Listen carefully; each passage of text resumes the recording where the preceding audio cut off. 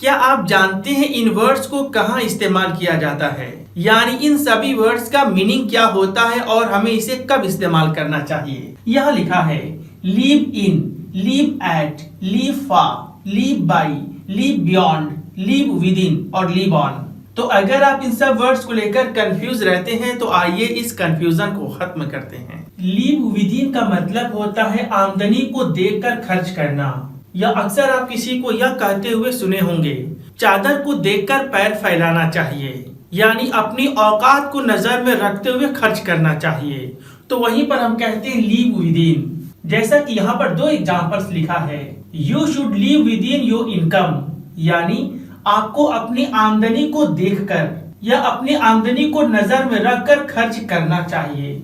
यह दूसरा एग्जांपल है, live with in your means. इस सेंटेंस का मीनिंग है अपने संसाधन को देखकर या अपनी औकात को देखकर खर्च करो, यानी जो तुम्हारे पास सुविधाएं हैं उसी को देखकर खर्च करो। अगर हम बात लिव बियॉन्ड की करें तो मैं आपसे कहूंगा live beyond live with in के अपोजिट है, यानी लिव बियॉन्ड का मतलब होता है आमदनी या औकात से ज्यादा खर्च करना। जैसा कि यहाँ मैंने दो एग्जांपल्स लिखा है, you should not live beyond your income. इस सेंटेंस का मीनिंग है आपको अपनी आमदनी से ज्यादा खर्च नहीं करना चाहिए या आपको अपनी कमाई से ज्यादा खर्च नहीं करनी चाहिए। यह दूसरा एग्जांपल है, don't live beyond your income. इस सेंटेंस का मीनिंग है अपनी आमदनी से ज्यादा खर्च मत करो या अपनी औकात से ज्यादा खर्च मत करो। तो उम्मीद करता हूँ कि यहाँ आपने दो वर्ड सीखा कि लिव विद इन का मतलब होता है कि आमदनी को देखकर खर्च करना या अपनी हैसियत को देखकर खर्च करना, जबकि लिव बियॉन्ड का मतलब होता है कि अपनी हैसियत से ज्यादा खर्च करना या अपनी कमाई से कहीं ज्यादा खर्च करना। अगर हम बात तीसरे वर्ड की करें तो ये है लिव ऑन, और इसका दो मीनिंग होता है। एक होता है किसी को जिंदा रखना या किसी चीज को कायम रखना, और इसका दूसरा मीनिंग होता है पर जिंदा रहना। अगर हम पहले एग्जाम्पल की बात करें जहां लिव ऑन का मतलब है जिंदा रखना, तो यहाँ लिखा गया है आर.डी. बर्मन इज डेड, यानी आर.डी. बर्मन मर चुके हैं, यानी वो अब दुनिया में नहीं है। But his music lives on, लेकिन उनकी म्यूजिक अभी भी उनको जीवित रखी है या जिंदा रखी है, यानी आर.डी. बर्मन तो नहीं है लेकिन उनकी म्यूजिक अभी भी जिंदा है या कायम है।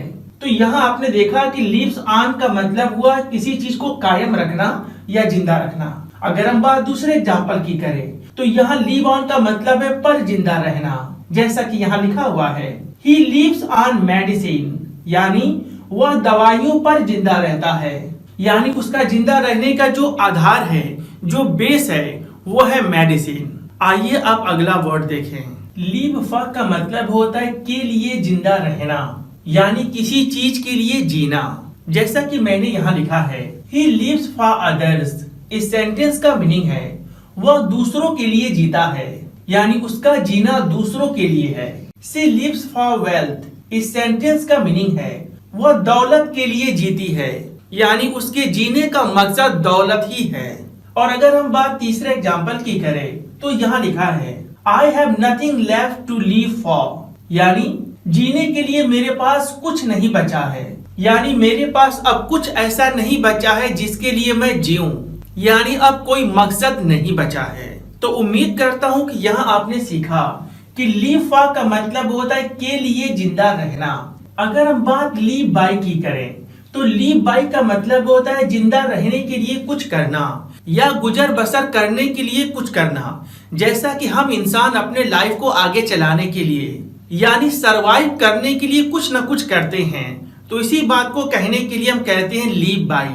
जैसा कि मैंने यहाँ लिखा है they live by working hard.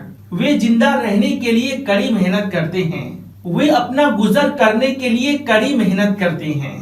अगर हम बात दूसरे एग्जाम्पल की करें तो यहाँ लिखा है दोज डेज, यानी उन दिनों पीपल लिव्ड बाय हंटिंग।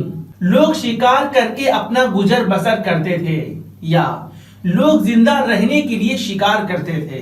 तो फ्रेंड्स उम्मीद करता हूँ कि यहाँ आपने सीखा लिव फॉर मतलब के लिए जिंदा रहना, जबकि लिव बाय का मतलब होता है जिंदा रहने के लिए कुछ करना या गुजर करने के लिए कुछ करना। आइए अब लास्ट वर्ड देखते हैं। लिव एट का मतलब होता है रहना और लिव इन का मतलब भी होता है रहना, लेकिन लिव एट का इस्तेमाल छोटे छोटे जगह पर रहने के लिए करते हैं, जबकि लिव इन का इस्तेमाल बड़ी जगह पर रहने के लिए करते हैं। जैसा कि मैंने यहाँ पर कुछ एग्जाम्पल्स लिखा हुआ है। पहला एग्जाम्पल है आई लिव एट मधुबनी। यह मैंने एट का इस्तेमाल किया क्योंकि मधुबनी एक गांव का नाम है। यह दूसरा एग्जाम्पल है दे लिव एट शेरपुर। यह मैंने लिव के साथ एट का इस्तेमाल किया क्योंकि शेरपुर एक छोटा जगह है, यानी एक गांव का नाम है।